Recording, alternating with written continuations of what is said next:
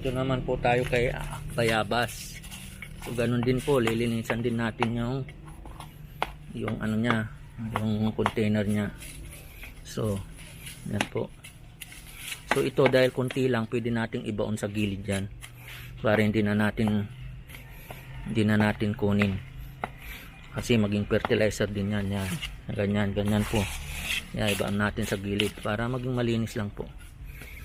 Yan. Yung mga lahat ng basta pwedeng mabulok. Ayan, alisin po natin yung may nahalong bato. Ayan, tapos pwedeng nabulok. Hindi na. Ayan. Ganyan po. Ibaan po natin sa gilid.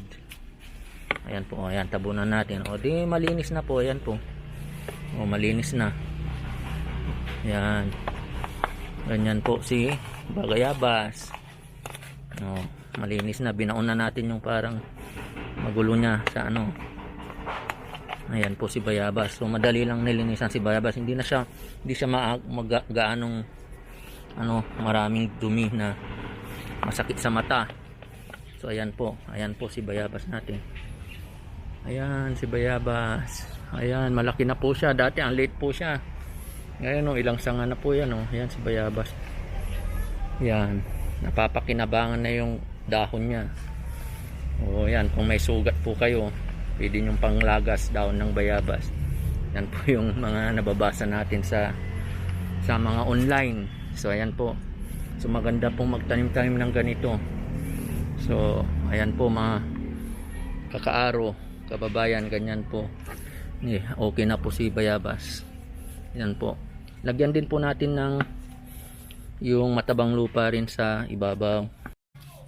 Ayan, yung matabang lupa lagyan din po natin para mga nutrients din po yan. Ayan po, nutrients, para may nutrients yan. Although matabang lupa na yung lagyan din natin para mas lalong lumanda. Ayan po, ayan. Kala lang po natin. Mataba na po yung nilagay ko dito. Actually, yan chicken manure. So ayan. Ayan po, ayan. Ganyan po. Ayan po.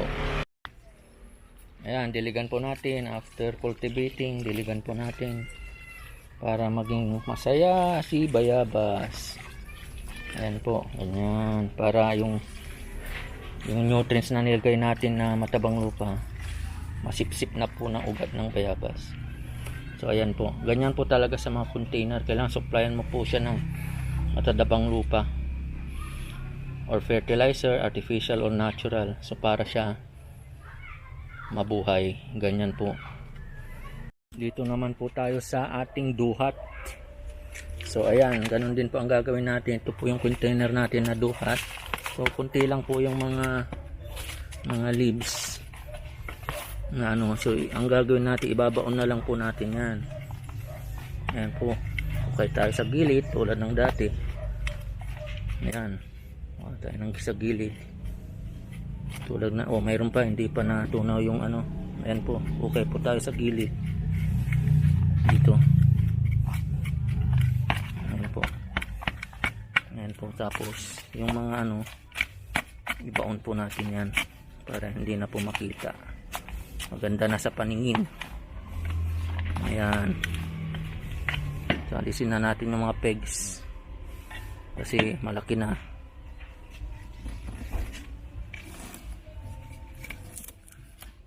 So ayan po yung pegs, tanggalin na natin. So ayan po. So ayan, yung mga nakikita, ayan po. Baon po natin. Ayan. Ayan po. So ayan. So malinis na pong tingnan. Ayan po, malinis na pong tingnan. Ganyan po. So dagdagan din natin ng good soil yan. Ayan. Ayan po. So pag may bato po, ayan, alisin natin. So ayan po si duhat. So ayan po. Ayan po si duhat. Ayan po. Duhat. So may mga po. So tulad ng sinabi ko kanina, gagamutin natin yan. So linis muna tayo. Linis muna lahat ng container. Ito medyo malinis na. Ayan po, idagdag na natin yung lupa. Ayan po. Ayan. Inano ko na lahat dyan yung lupa. Magandang klaseng lupa. So, ilagay natin yan. Ayan. Ilagay natin dyan. Ayan, dinadagdagan ng lupa. So, gumanda na po siya. Ayan po. Ayan. Ayan po. As usual, diligan po natin para maging masaya si Duhat. Ayan. Yun. Ayan po. So, magiging masaya na si Duhat. May pagkain na po siya. Ayan po. Punta naman po tayo kay Kamyas. So yan si Kamyas, maraming lilinisin, no? So hindi natin kayang ibaon to. So tanggalin po natin para medyo mahirap ibaon masyadong marami. Kamayan niya natin. So as usual, huwag niyo kamayan kung may gloves po kayo. Mas maganda. May gloves po kayo. Ako wala po akong gloves ngayon. So na natin. Kamayan na natin. Tal malinis naman po ito. Pero siyempre mas maganda kung may gloves kayo. Ayan po. Yan, nalinis na. Ayan po. Yan. Yan, yung amoy ng lupa, maaamoy po kaya nakamas po ako. Yan. Yan. So ayan po. So pagkatapos niyan, bungkalin natin. Yan. Yan. Sin po natin yung mga hindi magandang tingnan. Yan. Maamoy mo po yung yung singaw ng lupa pag magbubungkal ka ng ganito. Iba pa rin pag nakamas ka talaga. Yan po. May mga bato. Lisin natin yung bato para mabawasan ng bato. Yan po. Yan po bato. So ayan po. So maganda na po siyang tingnan. Malinis na po yung container. So ganyan po. Yan, malinis na po si Kamyas. Yan po si Kamyas. Yan po, marami na po siyang dahon. Kunti pa rin ang bunga niya.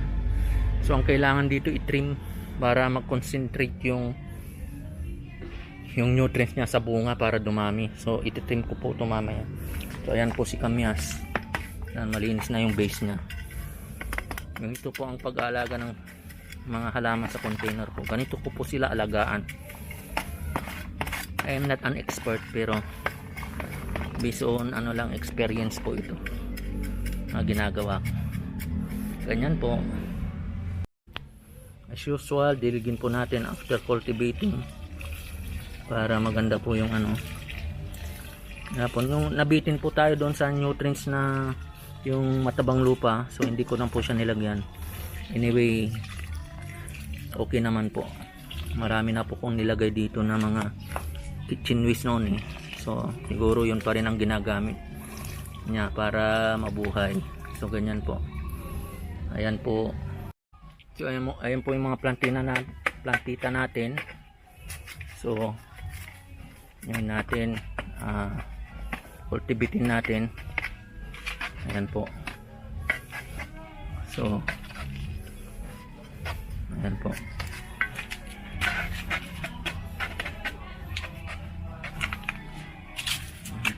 Si avocado na maliit.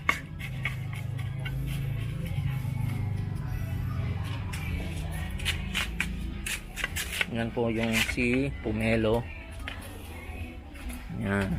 Cultivating po natin si pomelo. Yung mga plantita natin na mga eggplant.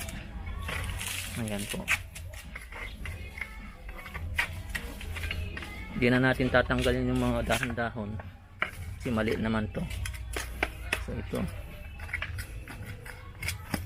po. Ganyan po natin alagaan ang mga talong natin. So, ganyan po. So, katapos nyan, didiligan po natin yan.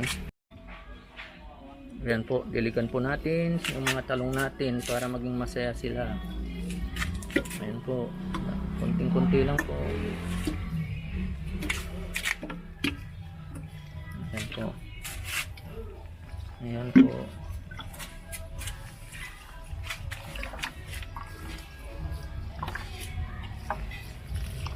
Ayan. So masaya na po yung mga talong natin. Ayan po.